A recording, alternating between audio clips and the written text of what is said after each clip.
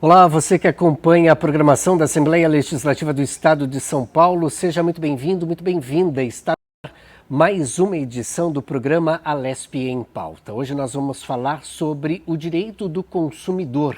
Em novembro do ano passado, portanto 2023, a Assembleia Legislativa do Estado de São Paulo instituiu uma lei que defende exatamente o consumidor. Para falar sobre esse assunto, nós recebemos de forma virtual o advogado Arthur Rolo. Seja muito bem-vindo ao nosso programa, doutor. Obrigado, Arthur. Uma satisfação falar com você e com os amigos da TV Alesp. Legislar, relativizar, então, esta defesa do consumidor, muito importante. Esta lei, ela é bem extensa e eu gostaria que o senhor trouxesse, por favor, ao nosso telespectador, uma menção sobre o que, de fato, resumidamente, este projeto que se tornou lei, então, faz e traz ao cidadão e à cidadã paulistas. Bom, o papel da legislação estadual é complementar a legislação federal e é justamente com esse espírito que veio a Lei 17.832. A ideia da legislação foi consolidar numa única lei como se fosse um código estadual de proteção e defesa do consumidor. Então, dentro desse espírito, a lei traz uma série de informações, dispositivos importantes.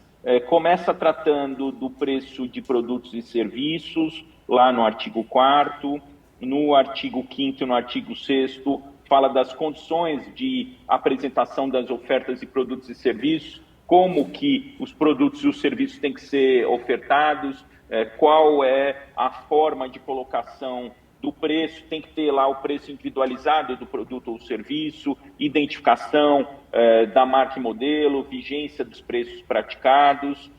Fala a lei também lá a partir do artigo 7º da fixação de data e turno para a entrega de produtos. Então, não tem aquele negócio de falar que a entrega é no dia inteiro. Pode ocorrer das 8 da manhã até às 6 da tarde. Então, a lei estadual detalha, fala que tem que ter horários mais específicos de entrega para o consumidor não ficar esperando o produto em casa, o serviço em casa indefinidamente. Fala da divulgação do ranking dos fornecedores mais reclamados, que é algo que está lá no Código de Defesa do Consumidor, mas que a Fundação Procon aqui em São Paulo faz essa divulgação. Fala no dever de informação dos consumidores quanto ao endereço das sedes dos fornecedores, das empresas, fala de obrigações dos bancos de dados e cadastro, enfim, consolidou todas as leis estaduais numa única legislação, uma espécie de Código de Defesa do Consumidor estadual. Isso é muito importante porque já existe, né, um Código de Defesa do Consumidor, especificamente em São Paulo, então alguns atributos cada vez mais selecionados, seletivos para o cidadão. O senhor falou aqui sobre determinados assuntos e eu acho que a gente pode, aqui entre todos eles, né, o que o senhor considera de mais interessante que vem mudar de fato no papel.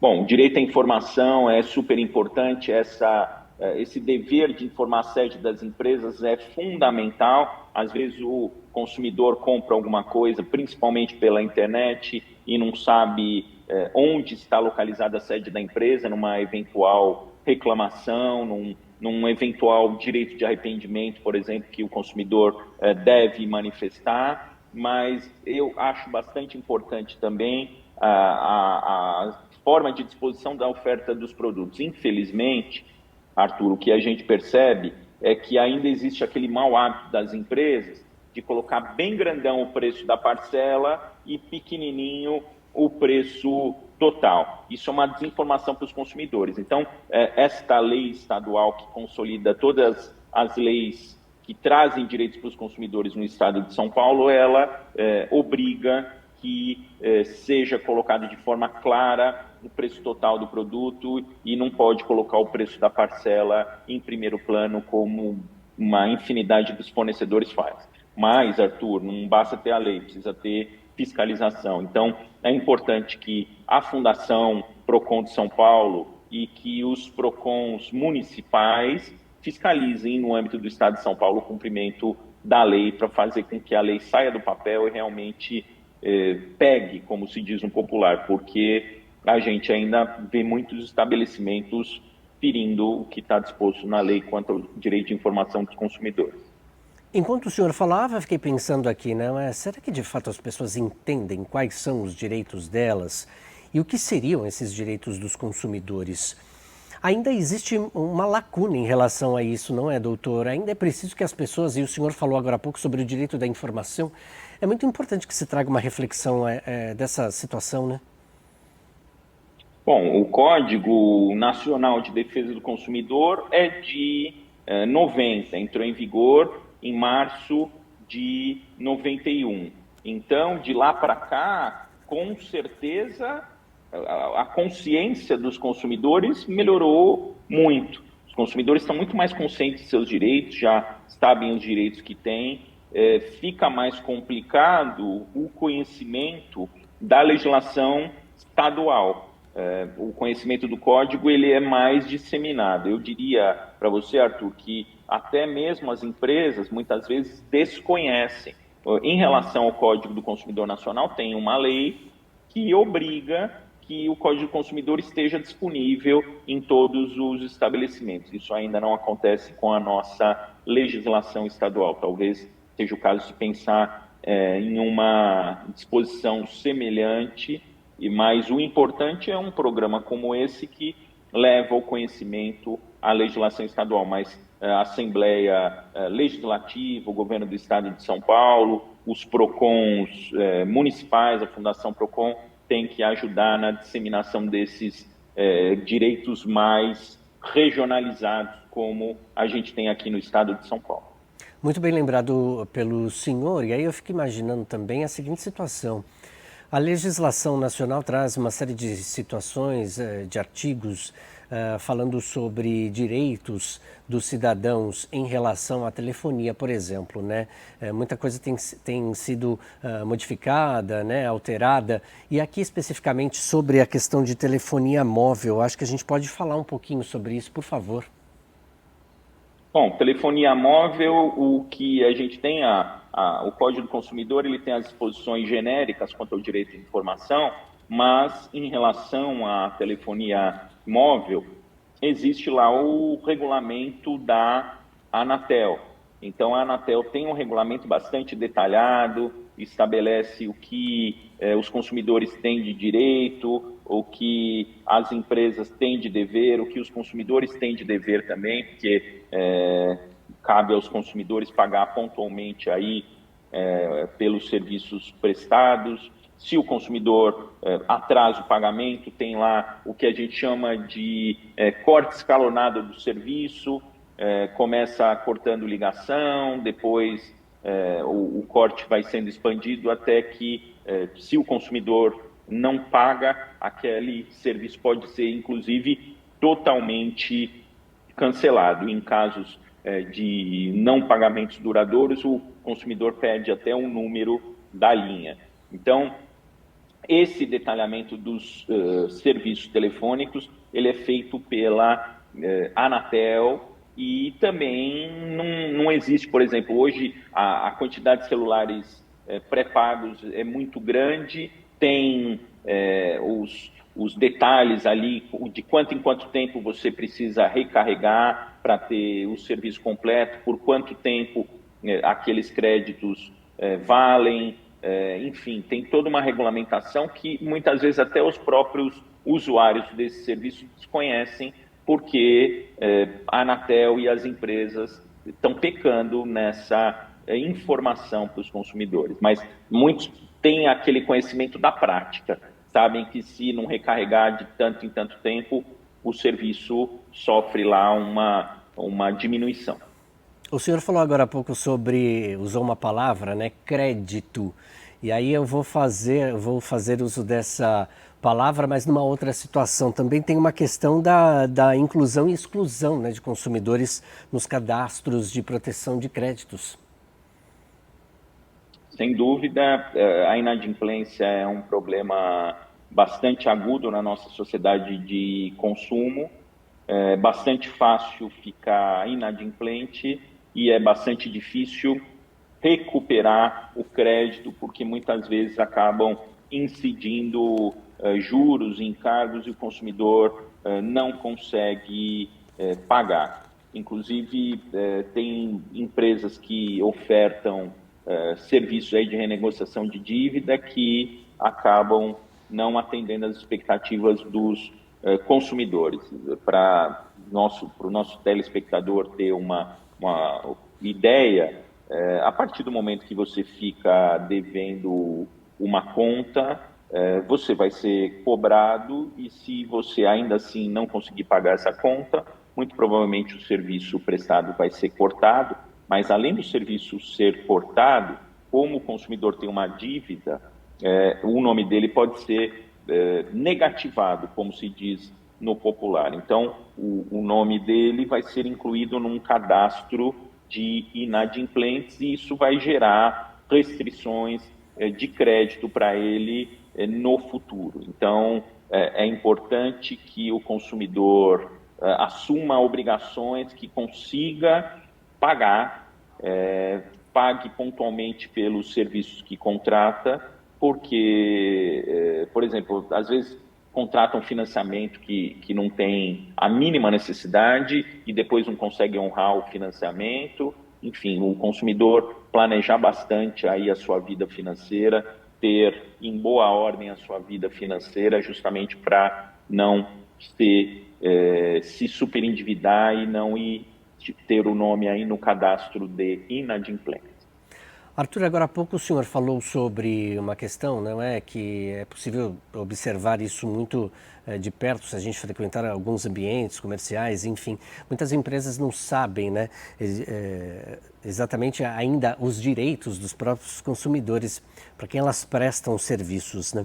E aí tem a responsabilidade das empresas que desrespeitam o Código de Direito do Consumidor, o próprio consumidor. Como é que está essa realidade em relação a essa lei?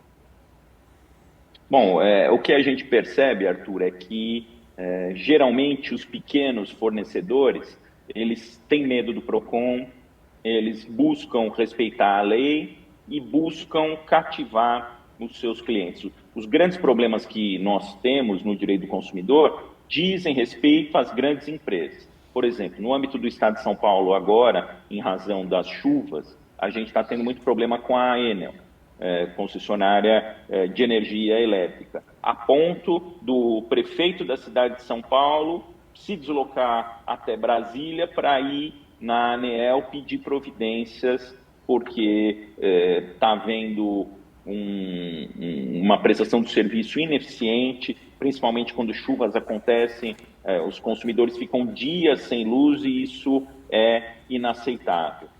Também tem havido reclamação em relação à Sabesp, principalmente em relação à falta de água no período noturno. Mas, além disso, tem as empresas de telefonia, tem os bancos, que são também bastante reclamados, as empresas de cartão de crédito. Então, realmente, o grande problema hoje do direito do consumidor são empresas grandes, principalmente bancos. Tem banco, por exemplo, que tem mais de 10% de processos, da quantidade de processos referentes a direito do consumidor em vários tribunais do país. Empresas aéreas também, a gente está enfrentando um problema agora com a recuperação judicial pedida pela Gol, isso está trazendo incerteza para os consumidores. De qualquer forma, o mercado de aviação no Brasil é bastante concentrado. O que a gente precisa ter? Quanto maior a concorrência,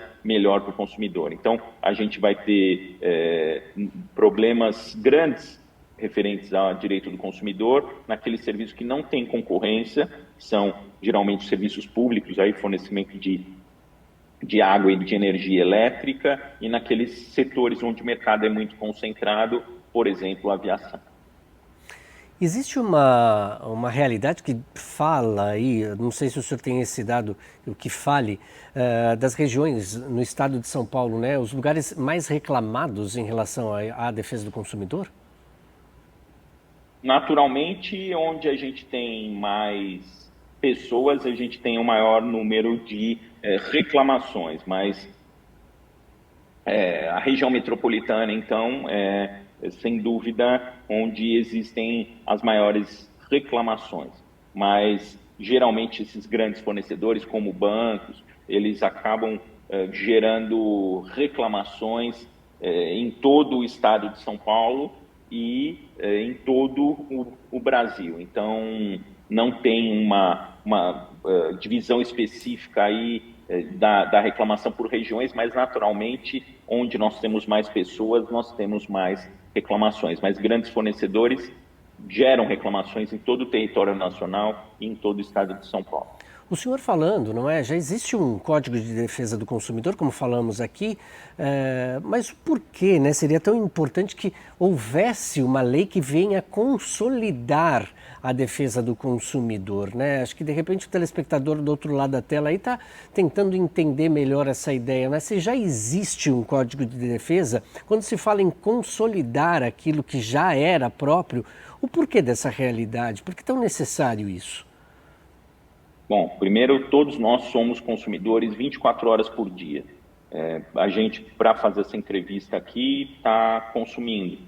Nós temos computadores, temos câmeras, temos cadeiras, temos a roupa que estamos vestindo. Então, tudo isso são atos de consumo. Todos nós consumimos 24 horas por dia, porque nós dormimos em camas, nós escovamos os dentes antes de dormir, enfim. Todo mundo consome 24 horas por dia. A legislação federal ela é importante para estabelecer uma série de direitos, mas a legislação federal não consegue prever todas as situações. E nós temos um país, Arthur, de dimensões continentais. Então, as necessidades dos consumidores do estado de São Paulo são completamente diferentes dos anseios e das experiências dos consumidores do Amazonas, do Pará, do Rio Grande do Sul. Então, a ideia de uma consolidação de legislação estadual é justamente para completar a legislação federal naquilo que interessa para os consumidores de acordo com a realidade de cada região. Então, os direitos eles são complementados. Essa questão da oferta de produtos é um problema sério aqui no estado de São Paulo, por isso a importância de veicular os preços de forma clara. Quando se fala sobre direitos, a gente também pode falar sobre deveres, né, desse consumidor. A lei traz alguma coisa em relação a isso? Principal dever dos fornecedores é de pagar pontualmente pelos produtos e serviços que eles adquirem. Então, em relação, por exemplo, a plano de saúde, a contratos escolares, tem que pagar pontualmente. Ah, mas eu não recebi o boleto do plano de saúde. É dever do consumidor pagar. Ainda que ele não receba o boleto, ele sabe que ele tem que pagar o plano de saúde todo mês, ele tem que ir lá e pagar. Da mesma forma com aqueles contratos que ele sabe que tem faturas mensais. Então, o dever básico do consumidor é o dever de pagamento. Ele tem que pagar pelos produtos e serviços que ele adquire. Mas, além disso, tem o dever também de estar de boa fé, ele tem o dever aí de se informar. O fornecedor tem o dever de informar os consumidores, mas o consumidor também tem o dever de se informar para não fazer reclamações desnecessárias. Hoje em dia, com a internet, tem muito consumidor que exagera nas reclamações que faz na internet, acaba xingando a empresa, acaba xingando o dono da empresa, acaba perdendo a razão.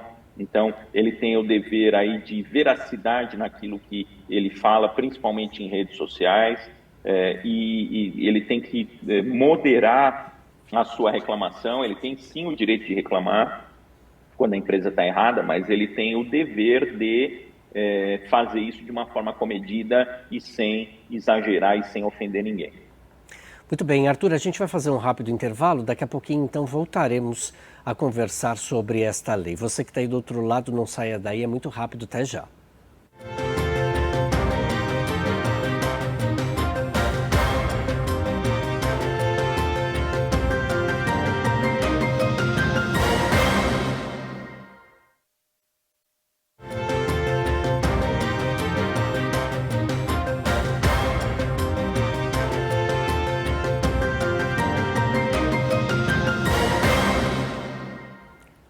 Estamos de volta com o segundo bloco do programa Alesp em Pauta. Se você está chegando agora aqui na programação da Assembleia Legislativa do Estado de São Paulo, seja muito bem-vindo, muito bem-vinda.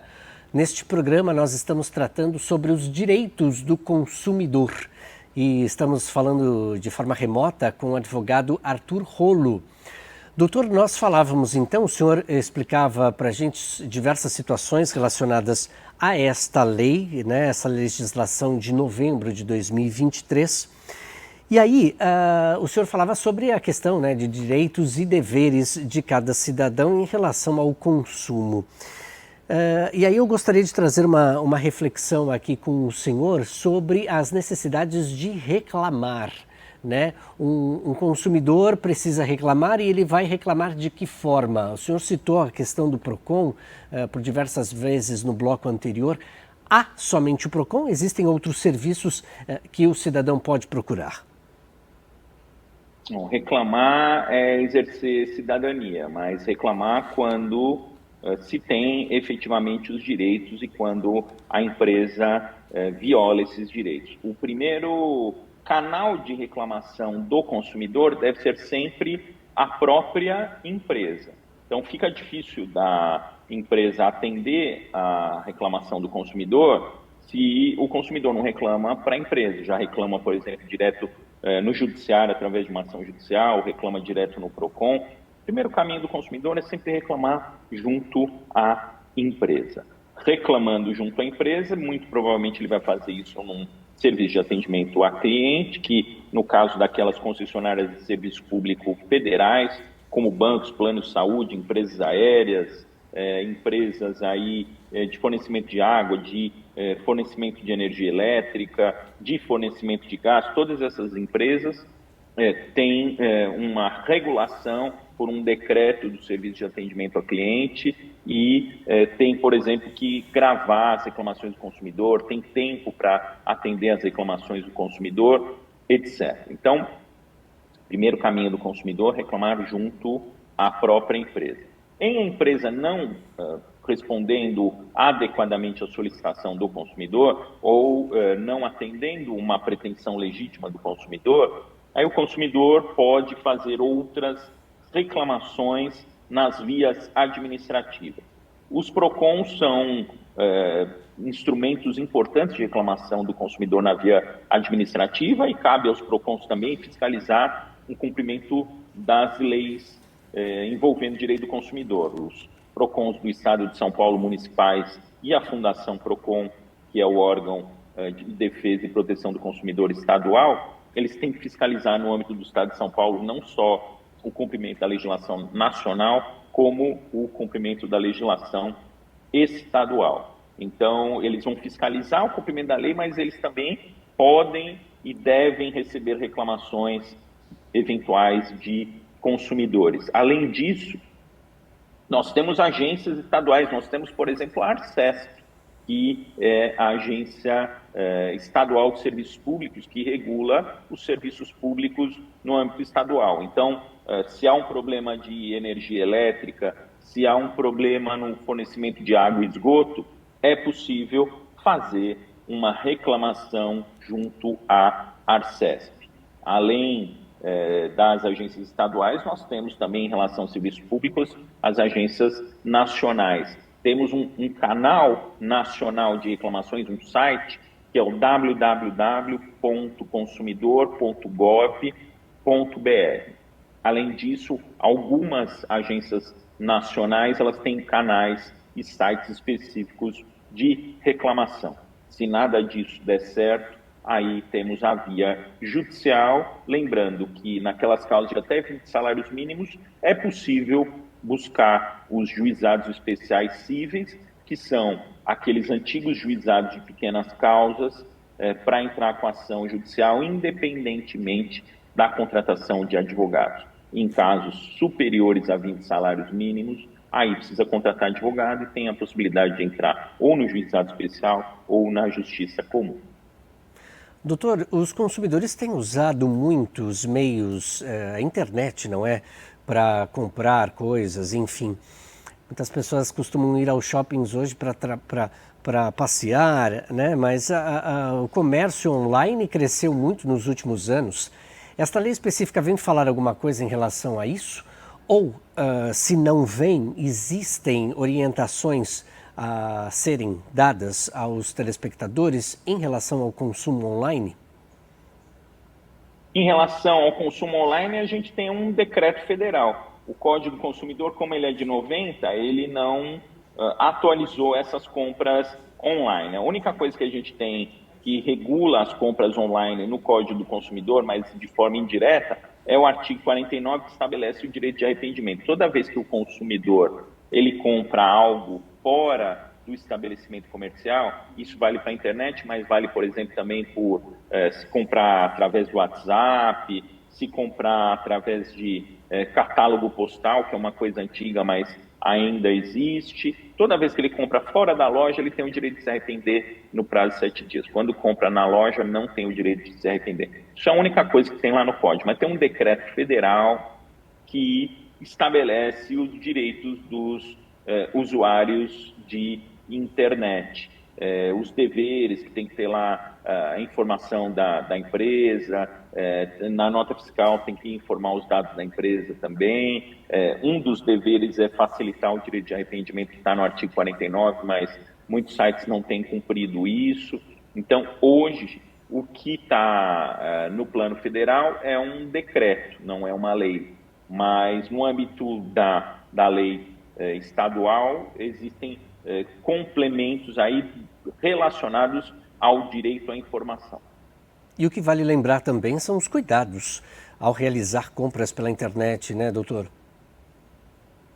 Sem dúvida, o Procon de São Paulo ele tem uma extensa lista de sites que já geraram problemas para milhares e milhares de consumidores, sites de golpes, mas hoje em dia, Arthur, a facilidade de pesquisar o nome da empresa na internet é muito grande. Mesmo assim, tem muito consumidor que acaba comprando sem pesquisar antes o nome da empresa na internet. Uma simples pesquisa em qualquer buscador do nome da empresa já vai te dar informações relevantes para você saber se a empresa consta com um grande número de reclamações de consumidores, para ver se a empresa ela tem muito processo judicial. Enfim, basta pesquisar o nome da empresa, entre aspas, em qualquer buscador e as informações vêm.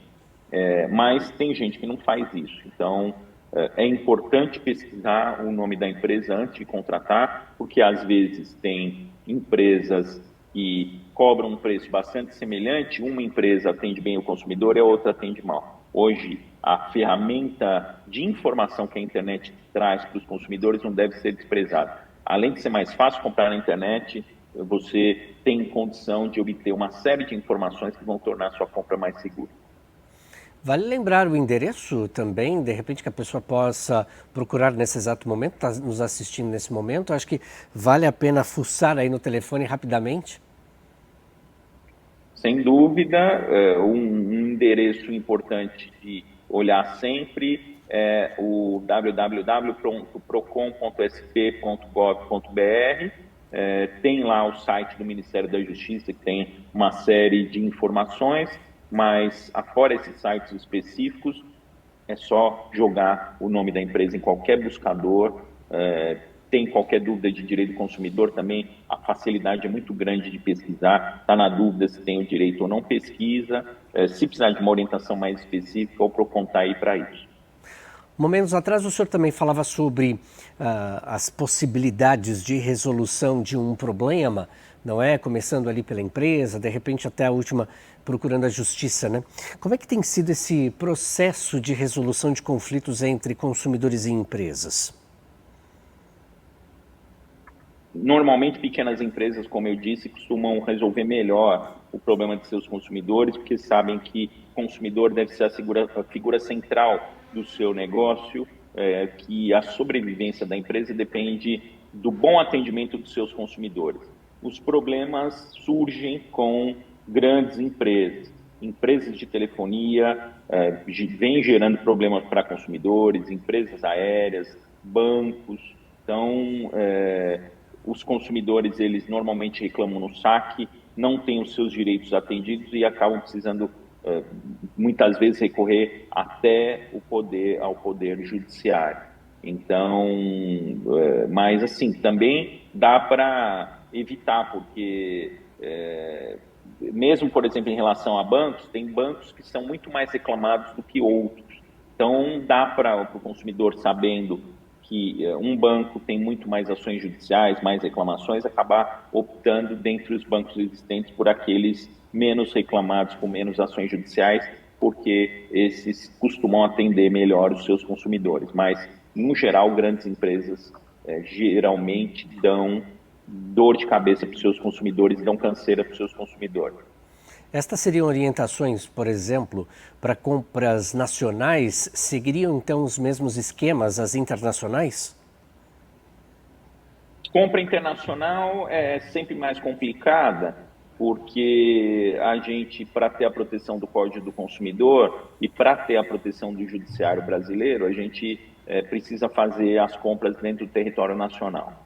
Quando o consumidor compra fora do Brasil, não incide o Código do Consumidor, incidem tratados e convenções internacionais. Muitas vezes a empresa está num determinado local que fica difícil até para o judiciário, numa ação judicial, alcançá-la. Então, assim, tem muitas compras fora do Brasil que dão certo, mas tem muitas compras que dão errado. Hoje em dia, até compras de viagens são feitas em sites completamente fora do Brasil, que não tem nenhuma relação direta com o Brasil. Tem sites idôneos que funcionam bem, sites não idôneos que não funcionam bem.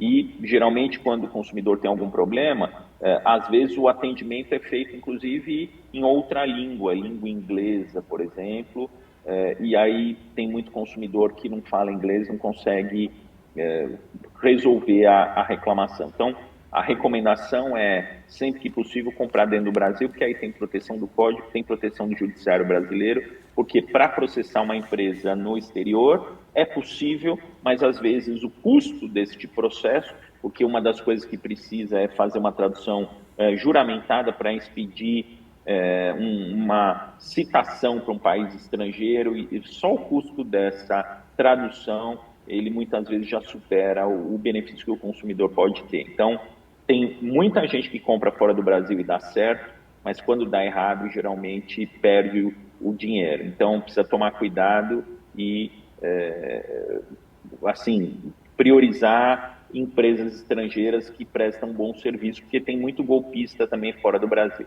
Nossa, isso também complica, então, por exemplo, garantias de devolução de produtos internacionais. Como é que será que o consumidor deveria agir numa situação dessa, hein? Ele não agradou, ou tem que trocar, ou tem que alguma coisa. Existe a lei ampara o cidadão?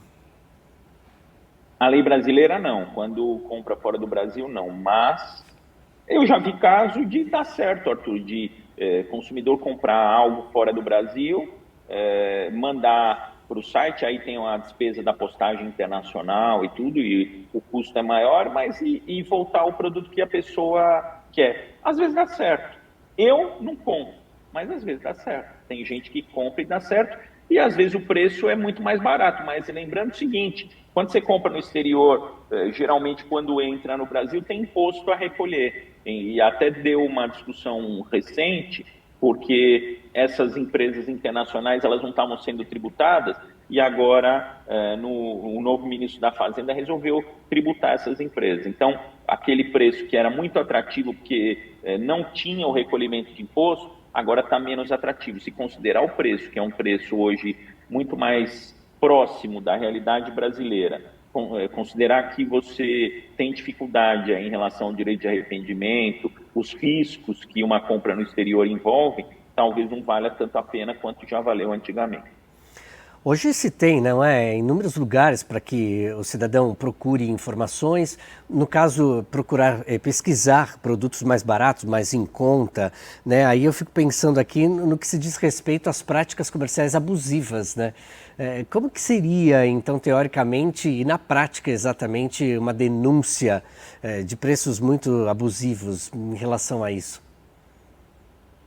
Bom, isso costuma ser bastante verificável na Black Friday, né?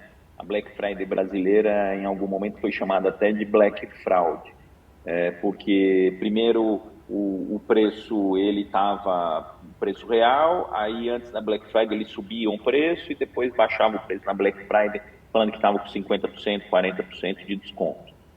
Então, essas práticas abusivas, elas acontecem bastante hoje com aqueles sites lá comparativos de preço, você sabe exatamente a evolução do preço, porque os sites costumam colocar isso. Então você sabe se efetivamente aquele produto está com desconto ou não está. Mas, Arthur, tem muita gente que, apesar das informações que a internet dá, tem gente que não pesquisa, que acaba comprando e depois que compra é que resolve pesquisar, depois que dá o problema é que resolve pesquisar. E aí vê, putz, eu acabei comprando numa empresa que todo mundo já teve problema. Então, é importante sempre pesquisar antes de comprar para evitar problema. E aí fico pensando aqui também numa situação assim, né? Muitas pessoas utilizam hoje de alguns serviços de entregas em casa, de alimentos, tal. A lei vem também falar sobre isso, né? Atenção específica. E como é que o próprio governo tem tratado isso no que se diz respeito à própria efetivação da lei, né? Ou até mesmo à justiça? Bom, comprando pela internet, mesmo que seja alimentos, é possível manifestar o direito de arrependimento. Não dá especificamente para comprar comida pela internet. Você chega, compra uma pizza e aí você recebe a pizza, me arrependi. Então, isso é incompatível com o exercício do direito de arrependimento. Mas, por exemplo, você compra vinho, hoje é muito comum comprar vinho pela internet. Se você se arrepender daquela compra, efetivamente você pode desistir e tem meios para isso. Só não vai existir o direito de arrependimento em situações pontuais específicas. Por exemplo, em relação à passagem aérea, a ANAC, de uma forma ilegal na minha concepção, reduziu o direito de arrependimento de 7 dias para 24 horas no seu regulamento. Então, as empresas aéreas respeitam o direito de arrependimento do consumidor exercido pela internet daqueles bilhetes comprados em menos de 24 horas. Mas para alimentos em geral, mesmo nas compras do supermercado, é possível sim exercer o direito de arrependimento, desde que seja compatível com o prazo de validade do produto. Se, por exemplo, o produto tem validade de 2 dias e você reclama em 7, aí fica inviável. Então, mas para aqueles produtos de uma durabilidade maior, aqueles produtos chamados não duráveis, alimentos, remédios e cosméticos, mas que têm uma durabilidade maior, é possível sim exercer o direito de arrependimento. Existem regras, né? Mas aí a lei, numa situação dessa, né, clara em relação a para toda regra existe uma exceção, isso não é aplicado numa legislação, né? Na verdade, as exceções acabam sendo feitas pelos fornecedores, porque eles falam, pô, pera aqui não dá para exercer o direito de arrependimento, porque isso inviabiliza a minha atividade comercial. E aí elas negam para o consumidor normalmente vai para o poder judiciário, e aí o judiciário vai dizer quem tem direito ou não direito. Então, nos conflitos, o judiciário que vai determinar quem tem razão. Então, o direito de arrependimento, ele vai ser interpretado pelos nossos juízes que vão decidir quando não é possível exercer o direito de arrependimento, que é o que vem ocorrendo na prática. Bom, doutor, nós estamos na Assembleia Legislativa do Estado de São Paulo, maior parlamento estadual da América Latina. Daqui, por exemplo, nós estamos num dos auditórios da Alesp, não é? E aí a gente fica pensando aqui, né? O que a Alesp, cada vez mais por meio dos parlamentares, podem ajudar aos consumidores no que se diz respeito a uma efetivação dos direitos do consumidor. É claro que aqui na Alesp muito se fala sobre esse assunto, as pessoas comentam muito, né? O ano passado, por exemplo, 2023, se falou e se debateu muito sobre esse assunto, direito do consumidor. Como o senhor, como um advogado, pode observar e até mesmo numa discussão aqui aberta, não é? Os parlamentares acompanham muito o Alesp em Pauta, trazer uma reflexão para os deputados e as deputadas no sentido de uma efetivação cada vez mais séria da lei, né? Da execução das leis. A Alesp é a casa da cidadania, né? Ela representa a população. Os consumidores, eles têm acesso aos deputados, os deputados têm aí as suas bases eleitorais e frequentemente recebem reclamações de consumidores. Por exemplo, um dos temas que está em voga atualmente é o reajuste dos planos de saúde. Então, será que é razoável um plano de saúde reajustar anualmente 20%, 25%, como vem acontecendo? Será que isso não faz com que fique inviável o pagamento do plano de saúde pelos consumidores? Então, o papel da Assembleia e dos deputados conversando com a sociedade, perceber quando um problema ele está saindo de um patamar aceitável, de um patamar razoável e acaba inviabilizando o consumidor e inviabilizando as empresas também a longo prazo. Esse problema do plano de saúde, por exemplo, é um problema seríssimo de reajuste, algo precisa ser feito e está aí a Assembleia para ajudar nisso e no que depender até de legislação federal, a Assembleia tem lá os representantes dos diversos partidos que têm os seus colegas deputados federais que podem melhorar a vida dos consumidores também. Então, eu acho que o principal papel da Assembleia é ver os gargalos, os problemas práticos que os consumidores estão tendo para melhorar a vida das pessoas e sem perder de vista a harmonia com as empresas também. A gente entende que as empresas têm o seu lucro justo, isso é natural numa atividade econômica, mas essa atividade econômica precisa sempre respeitar os consumidores, como está lá no artigo 170 da Constituição Federal. E aí existe a possibilidade de um elo, apesar não é de cada poder estar no seu quadrado, mas aquilo que se faz no município, no estado e também na federação, não é? Essa unidade de poderes, olhando, claro, para o bem-estar do consumo e do consumidor, não é? Sem dúvida, o consumidor é o destinatário da proteção tanto no âmbito municipal quanto no âmbito estadual e no âmbito federal. Então, esses poderes nacionais, estaduais e municipais têm que se unir para proporcionar a melhor condição de vida para os consumidores brasileiros, sempre também de uma forma harmônica com as empresas. Doutor, a gente já está quase chegando no finalzinho do programa Alesp em Pauta, mas eu gostaria que o senhor trouxesse uma reflexão, uma consideração final do senhor, amarrando toda essa discussão diante desta lei e diante daquilo que é de bom para o cidadão e cidadã paulistas. Por favor. A maior ferramenta aí que os consumidores brasileiros têm é a informação. Então, uma recomendação para os consumidores do Estado de São Paulo e do Brasil que conheçam seus direitos.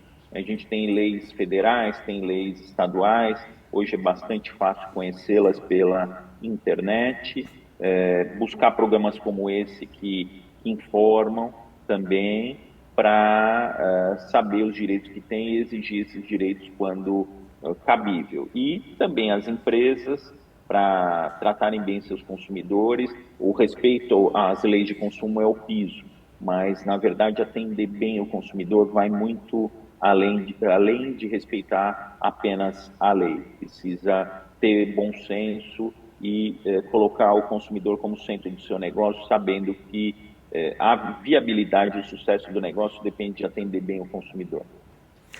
Muito obrigado. Eu quero agradecer a presença, a participação, os esclarecimentos, então, do advogado Arthur Rollo aqui em nosso programa. Muito obrigado, doutor, e que o senhor possa voltar mais vezes para nos ensinar a melhor forma de nós nos dirigirmos diante de tantos assuntos, especificamente, então, direito do consumidor. Muito obrigado.